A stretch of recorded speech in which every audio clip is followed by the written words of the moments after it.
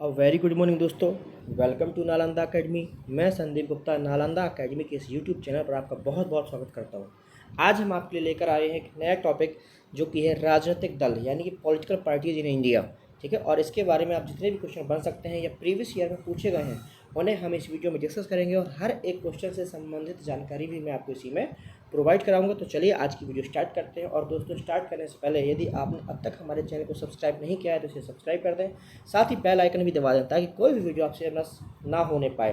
तो चलिए आज की वीडियो स्टार्ट करते हैं। और आज की वीडियो में हमारा पहला क्वेश्चन है कि भारत में किस प्रकार की दलीय व्यवस्था है। ठीक है, भारत में किस प्रकार की दलीय व्यवस्था है। आपके ऑप्शन है एक दलीय, द्विदलीय, बहुदलीय या फिर इनमें से कोई भी नहीं। तो दोस्तों, इसका आंसर आप सबको पता ही होगा कि हम जो भारत है उसमें जब लोकतंत्र, जो भारतीय लोकतंत्र है उसमें जब संविधान बनाया गया था तो संविधान निर्माताओं ने किस प्रकार की दलीय व्यवस्था को अपनाया या अपनाना सही समझा। क्योंकि भारत में बहुत ज़्यादा कम्युनिटी के लोग रहते थे, बहुत वर्ग के लोग रहते थे, बहुत धर्म समाज के लोग रहते थे और बहुत सारे धर्मों को मानने वाले बहुत वर्ग और उच्च नीच वाले लोग, और बहुत टाइप की डिफ्रेंसिएशन था, बहुत ज़्यादा डाइवर्सिटी थी। क्योंकि इंडिया में कह सकते हैं बहुत ज़्यादा विभिन्नता थी।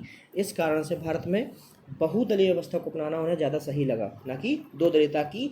जितने भी वर्ग हैं, समुदाय हैं, ऊंचे वर्ग हो, निचला वर्ग हो या किसी भी धर्म समाज के हों, सभी को बराबर से प्रतिनिधित्व मिल सके राजनीति में, और साथ ही कोई भी चुनाव में खड़ा हो सके, अपनी पार्टी बना सके, अपने लोगों का प्रतिनिधित्व कर सके। और इन सब कारणों को देखते हुए उन्होंने बहुदलीय व्यवस्था को अपनाना बेहतर समझा। तो आपका सही ऑप्शन क्या होगा दोस्तों? तो आपका सही ऑप्शन होगा इसमें सी, बहुदलीय व्यवस्था है। और बहुदलीय व्यवस्था के पीछे यही कारण था और उसका मेन रीजन था इंडिया में डाइवर्सिटी का होना। क्या था? इंडिया में डाइवर्सिटी का होना। ठीक है, डाइवर्सिटी का होना। क्यों? क्योंकि यहाँ पे दोस्तों क्या था, यहाँ पे एक तो विभिन्नता तो था ही, साथ में भाषाएँ बहुत सारी थी, भाषाएँ थी, वर्ग थे, शिक्षा अशिक्षा का बहुत ज़्यादा, शिक्षा बहुत ज़्यादा थी। ये सब कारणों के कारण इन्होंने बहुदलीय व्यवस्था को अपनाया। चलिए दूसरा क्वेश्चन देखते हैं। हमारा आज का दूसरा क्वेश्चन क्या है? लोकतंत्र का कार्य संचालन किसके अभाव में असंभव है। ठीक है, लोकतंत्र का कार्य संचालन जो होता है वो किसके अभाव में संभव होता है। आपके ऑप्शन है योजना के, गलत, इसके अभाव में कोई जरूरत नहीं है। ठीक है, योजना ना भी तो भी चल जाता है। नौकरशाही की, ये भी इतना जरूरी नहीं है। राजनीतिक दल के, पंचायती राज के। तो आपको समझ में आ ही गया होगा दोस्तों ऑप्शन का। इसका सही आंसर है सी, यानी कि बिना राजनीतिक दल के लोकतंत्र का कार्य संचालन संभव नहीं है, या कह सकते हैं असंभव है। क्यों? क्योंकि जब तक यदि किसी देश में लोकतंत्र है और वहाँ पे राजनीतिक पार्टी है ही नहीं तो फिर कैसा लोकतंत्र है ना? फिर कैसा लोकतंत्र हुआ वो? तो यदि कहीं भी लोकतंत्र है इसका मतलब वहाँ पे राजनीतिक दल होना ही चाहिए या होंगे ही। हाँ, जरूरी नहीं कि बहुदलीय हो सकता है एक दलीय हो, दो दलीय हो, जैसे चीन में कम्युनिस्ट पार्टी ही है वही करती है। बहुत से देशों, यूरोप और अमेरिका में दो दल होते हैं, है ना, और हमारे इंडिया में बहुदल हैं। लेकिन दल जरूर होंगे, राजनीतिक पार्टियाँ जरूर होंगी वहाँ पे, और उन्हीं के साथ या उन्हीं के द्वारा फिर जो लोकतंत्र है, जो शासन व्यवस्था, उसको चलाया जाता है। और लोकतंत्र की एक्चुअल जो परिभाषा उसको पूर्ण किया जाता है कि लोकतंत्र क्या होता है? लोगों का तंत्र, लोगों का सिस्टम, जिसे लोगों ने चुन के भेजा है ना। और वो राजनीतिक दल के जो लोग होते हैं वो उन्हीं लोगों का प्रतिनिधित्व कर रहे होते हैं। इस प्रकार इसका सी ऑप्शन सही है। चलिए अगला क्वेश्चन देखते हैं। हमारा अगला क्वेश्चन है कि किसी राजनीतिक दल को राष्ट्रीय दल अथवा प्रादेशिक दल के रूप में मान्यता देता है। ठीक है, किसी राजनीतिक दल को राष्ट्रीय दल अथवा प्रादेशिक दल के रूप में मान्यता देता है। आपके ऑप्शन है राष्ट्रपति, निर्वाचन आयोग, कानून मंत्री या फिर प्रधानमंत्री। तो आपको इसका ऑप्शन पता ही होगा दोस्तों। इसका सही ऑप्शन क्या है? तो इसका सही ऑप्शन है पी, निर्वाचन आयोग। ठीक है, क्योंकि ये थोड़ा ना ये काम करेंगे। तो इसका सही ऑप्शन क्या हुआ? निर्वाचन आयोग। तो जो निर्वाचन आयोग होता है वो किसी भी दल को, राष्ट्रीय दल या तो राजनीतिक दल या प्रादेशिक दल या फिर उसकी सदस्यता समाप्त करना, उस दल की किस लेवल पर उसको रखना, ये सारे काम कौन करता है? तो ये हमारा सारा निर्वाचन आयोग करता है, यानी जो कि है इलेक्शन कमीशन ऑफ इंडिया। कौन है? ECI, election commission of India. ये सारे कार्य देखता है, ये सारे कार्य करता है। तो इस प्रकार आपका इसमें बी ऑप्शन सही है। चलिए अगला क्वेश्चन देखते हैं। हमारा अगला क्वेश्चन है कि किसी राजनीतिक दल को पंजीकृत दल की स्थिति पाने के लिए कम से कम कितने प्रतिशत मत चाहिए। ठीक है, ये क्वेश्चन प्रीवियस ईयर में सारे दोस्तों पूछे गए हैं मोस्टली, तो इन्हें आप अच्छे से याद कर लीजिएगा। इसी टाइप से क्वेश्चन आते हैं यदि राजनीतिक दल से आएंगे। MPPSC में भी आए हैं, SSC में भी आए हैं, यूपी के पेपर्स में भी आए हैं, है ना। तो इन्हें आप अच्छे से याद कर लीजिएगा। आप क्वेश्चन है कि किसी राजनीतिक दल को पंजीकृत दल की स्थिति पाने के लिए कम से कम कितने प्रतिशत मत चाहिए? 1%, 2%, 3% या फिर 4%। इसका सही ऑप्शन क्या है दोस्तों? इसका सही ऑप्शन है डी, 4%। यानी किसी भी दल को, यदि उस दल को पंजीकृत होना है, अपने आप को रजिस्टर करना है, तो वो जो दल नया बनाया गया है उस दल को कम से कम टोटल वोट का, उस क्षेत्र में जिस क्षेत्र से उन्होंने चुनाव लड़ा है उस दल के कैंडिडेट ने, उसका टोटल वोट का कम से कम 4% वोट तो मिलने ही चाहिए, तभी वो जो दल है, जो पार्टी है, वो पंजीकृत हो जाती है। ठीक है, तो इसका सही आंसर क्या है? इसका सही आंसर है 4%, यानी मिनिमम उसको 4% वोट तो मिलने ही चाहिए। चलिए अगला क्वेश्चन देखते हैं दोस्तों। हमारा अगला क्वेश्चन है कि भारतीय जनता पार्टी किस राजनीतिक समूह का एक हिस्सा है? ठीक है, ये क्वेश्चन कई बार आया हुआ है। भारतीय जनता पार्टी यानी बीजेपी। ठीक है, भारतीय जनता पार्टी यानी कि बीजेपी। तो बीजेपी जो है वो किस एक राजनीतिक समूह का हिस्सा है? आपके ऑप्शन है जनता परिवार, राष्ट्र परिवार, राष्ट्रीय जनतांत्रिक गठबंधन या फिर संयुक्त प्रगतिशील गठबंधन। तो इसका सही ऑप्शन क्या है दोस्तों? इसका सही ऑप्शन है सी, राष्ट्रीय जनतांत्रिक गठबंधन। जो राष्ट्रीय जनतांत्रिक गठबंधन जो पहले बना हुआ था, इसी का एक हिस्सा कह सकते हैं, इसी का एक पार्ट कह सकते हैं भारतीय जनता पार्टी, जो बाद में उससे अलग होकर कुछ लोगों ने बनाया और आज उसको हम किस नाम से जानते हैं? तो आज उसको हम जानते हैं भारतीय जनता पार्टी के नाम से। ठीक है, तो किसका हिस्सा था? ये राष्ट्रीय जनतांत्रिक गठबंधन का एक हिस्सा था, है या था। ठीक है, चलिए अगला क्वेश्चन देखते हैं दोस्तों। हमारा अगला क्वेश्चन है कि भारतीय साम्यवादी दल का विभाजन दो दलों में सीपीआई और सीपीआई-एम में किस वर्ष हुआ था? अब भारतीय साम्यवादी दल क्या था? तो इसको बोलते हैं हम सीपीआई। सीपीआई बोले तो communist party of India, communist party of India यानी भारतीय साम्यवादी दल। ठीक है, अब इस दल का हो गया विभाजन। कब हुआ था? तो इसका दो दलों में विभाजन हुआ गया। अब कुछ कौन कौन से दल हुआ? एक तो सीपीआई हो गई, सीपीआई तो थी ही थी, एक कुछ इससे नेता अलग हो गए जिनकी विचारधारा नहीं मिलती थी, और वो बन गए सीपीआई-एम। क्या बन गए? सीपीआई-एम यानी communist party of India Marxist, या इसको कई बार मार्क्सिस्ट पार्टी ऑफ इंडिया भी कह दिया जाता है। ठीक है, कम्युनिस्ट पार्टी ऑफ इंडिया और आगे मार्क्सिस्ट, या फिर इसको कई बार मार्क्सिस्ट पार्टी ऑफ इंडिया भी कह दिया जाता है।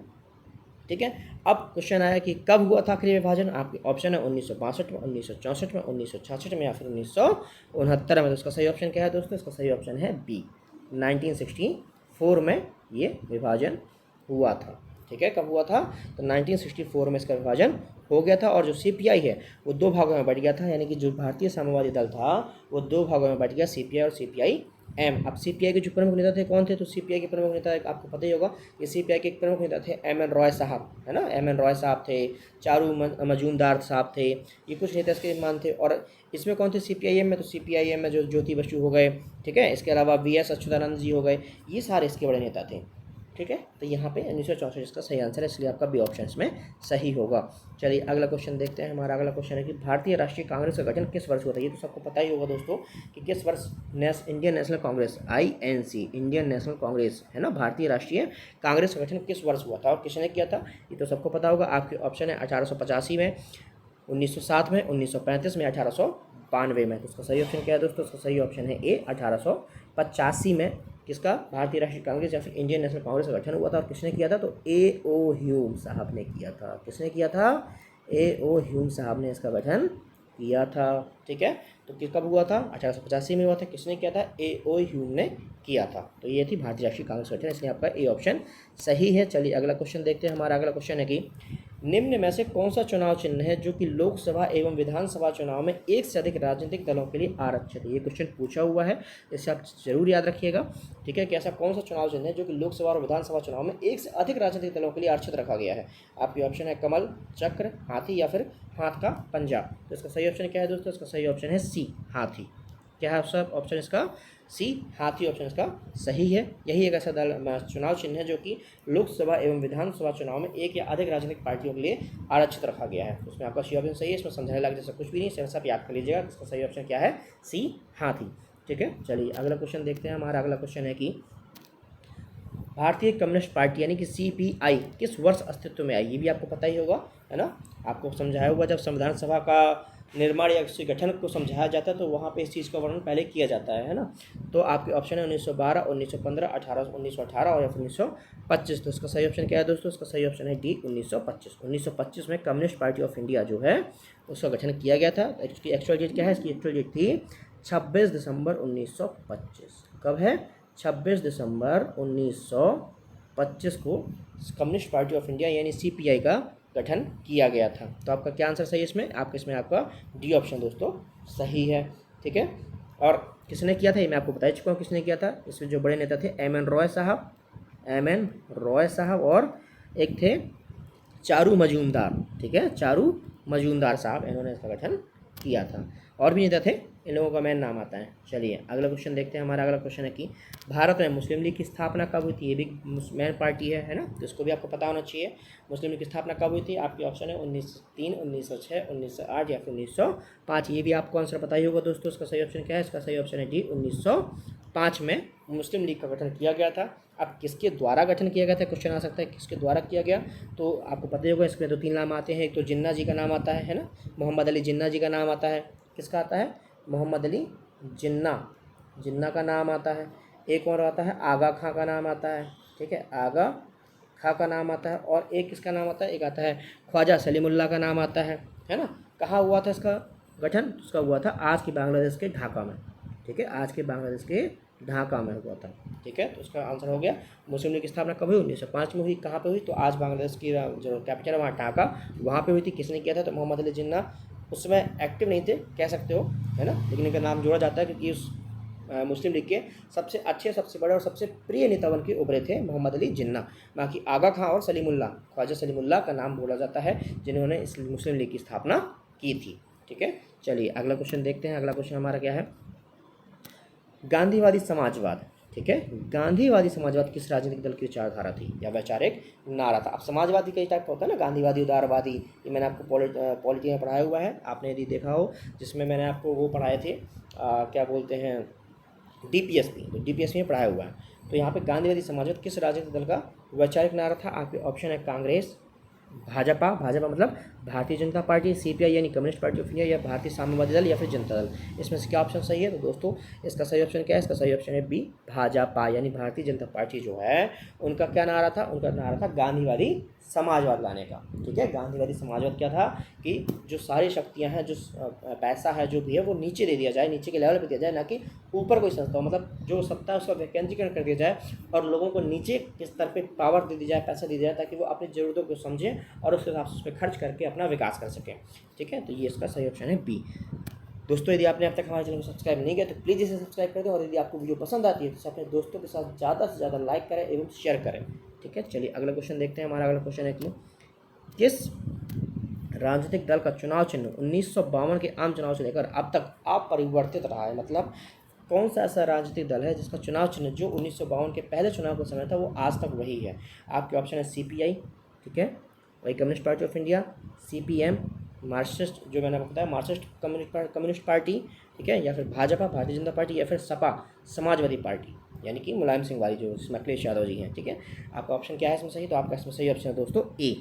कौन सा, सीपीआई का जो चुनाव चिन्ह है वो अब तक अपरिवर्तित रहा है शुरुआत से। कब से, जब से वो पार्टी बनी तब से उसका चुनाव चिन्ह अब तक अपरिवर्तित रहा है। मैंने आपको बताया था किसका हुई स्थापना, 1925 स्थापना हुई। किसने की, एम एन रॉय साहब इसके नाम जोड़ा जाता है, जिसके प्रमुख नेता थे एम एन रॉय साहब ने की। इनका चुनाव चिन्ह क्या है, तो दोस्तों इनका चुनाव चिन्ह ये है, ये इनका चुनाव चिन्ह है, ठीक है। कम्युनिस्ट पार्टी ऑफ इंडिया का चुनाव चिन्ह क्या है, तो कम्युनिस्ट पार्टी का चुनाव चिन्ह जो है वो ये है, हंसिया और बाली, ठीक है। ये जौ या चने उसकी बाली है और ये हंसिया इनकी चुनाव चिन्ह है, ठीक है। तो इस प्रकार आपका इसमें ए ऑप्शन सही है। चलिए अगला क्वेश्चन देखते हैं। हमारा अगला क्वेश्चन है कि 1999 में किस विघटन के से राष्ट्रवादी कांग्रेस पार्टी का गठन हुआ, ठीक है। 1999 में किसके विघटन से राष्ट्रवादी कांग्रेस पार्टी का गठन हुआ। आपके ऑप्शन है शिवसेना, कांग्रेस पार्टी, बीजेपी या फिर बीएसपी। तो आपका सही ऑप्शन क्या है इसमें दोस्तों, इसका सही ऑप्शन है बी, ठीक है। ये तो याद करने वाली चीज़ें हैं, तो आप याद रखिएगा कि 1999 में कांग्रेस पार्टी का विघटन हुआ, जिससे फिर क्या हुआ, राष्ट्रवादी कांग्रेस पार्टी का गठन हो गया। मतलब कांग्रेस की पार्टी के कुछ सदस्यों ने कांग्रेस पार्टी से अलग होकर एक नई पार्टी का गठन किया, जिसका नाम रख दिया राष्ट्रवादी कांग्रेस पार्टी। तो आपका इसमें बी ऑप्शन सही है। चलिए अगला क्वेश्चन देखते हैं। हमारा अगला क्वेश्चन है कि निम्न में से कौन सा क्षेत्रीय राजनीतिक दल है। मतलब आपको कुछ बताना है कि इनमें से कौन सा ऐसा दल है जो कि क्षेत्रीय दल है, ना कि राष्ट्रीय दल है। आपके ऑप्शन है सीपीआई, गलत, तो राष्ट्रीय दल है। भाजपा, ये भी राष्ट्रीय दल है। कांग्रेस, ये भी राष्ट्रीय दल। तो कौन सा ऑप्शन सही हुआ आपका, बी ऑप्शन सही हुआ। जो अकाली दल है वो एक क्षेत्रीय दल है, जो कि पंजाब में है, ठीक है। कहाँ पे है, पंजाब में है अकाली दल, और ये क्या है, ये एक क्षेत्रीय दल है। तो आपका इसमें बी ऑप्शन सही है। चलिए अगला क्वेश्चन देखते हैं। हमारा अगला क्वेश्चन है कि भारतीय जनता पार्टी के गठन के पश्चात उसके प्रथम अध्यक्ष कौन थे, ठीक है। भारतीय जनता पार्टी के गठन के पश्चात उसके अध्यक्ष कौन थे। तो सबसे पहले क्वेश्चन आता है कि भारतीय जनता पार्टी का गठन कब हुआ, यानी बीजेपी पार्टी का गठन कब हुआ, क्योंकि ये तो किसी और का पार्ट था, किसी और पार्टी की हिस्सा थी, है ना। अभी आपको बताया पिछली स्लाइड में। तो इसका गठन कब हुआ, इसका गठन हुआ था 16 अप्रैल 1980 को। कब हुआ था, 16 अप्रैल 1980 को इसका गठन हुआ था। ठीक है, 16 अप्रैल 1980 को इसका गठन हुआ था। उसके पहले अध्यक्ष कौन थे? आपके ऑप्शन है वाजपेयी जी, आडवाणी जी, जोशी जी। जोशी कौन से हैं? मुरली मनोहर जोशी। ठीक है, मुरली मनोहर जोशी, लाल कृष्ण आडवाणी, अटल बिहारी वाजपेयी, या फिर इनमें से कोई नहीं। तो उसका सही ऑप्शन है ए, यानी कि वाजपेयी जी, यानी कि अटल बिहारी वाजपेयी जी इसके प्रथम अध्यक्ष बने थे। ठीक है, उनको आप जानती होंगे, ये रही उनकी फोटो। तो ये कौन थे? ये पहले उसके अध्यक्ष थे। चलिए अगला क्वेश्चन देखते हैं। हमारा अगला क्वेश्चन है कि निम्न में से किसके लिए राजनीतिक दल का होना जरूरी है? ठीक है, निम्न में से किसके लिए राजनीतिक दल का होना जरूरी है? आपके ऑप्शन है सैनिक शासन के लिए, गलत। सैनिक शासन के लिए राजनीतिक दल नहीं होते हैं, है ना। तानाशाही के लिए नहीं होते हैं। लोकतंत्र के लिए बिल्कुल। तो जब ये हो गया तो ये भी गलत हो गया। तो आपका सही ऑप्शन क्या होगा इसमें? सी, यानी कि लोकतंत्र के लिए राजनीतिक दलों का होना बहुत बहुत जरूरी होता है। ये मैंने आपको पिछले दूसरे तीसरे क्वेश्चन भी ऐसे कुछ था ना, क्वेश्चन वही बस थोड़ा सा घुमा दिया है ना। तो लोकतंत्र के लिए राजनीतिक दल का होना बहुत आवश्यक है। ठीक है, चलिए अगला क्वेश्चन देखते हैं। हमारा अगला क्वेश्चन है कि वह राजनीतिक दल कौन सा है जिसकी स्थापना ताशकंद में हुई थी?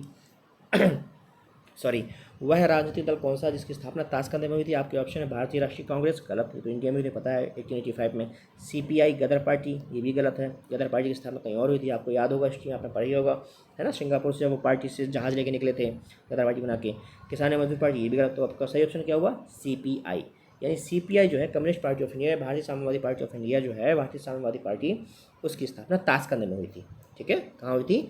ताशकंद में हुई थी। चलिए अगला क्वेश्चन देखते हैं। हमारा अगला क्वेश्चन क्या है?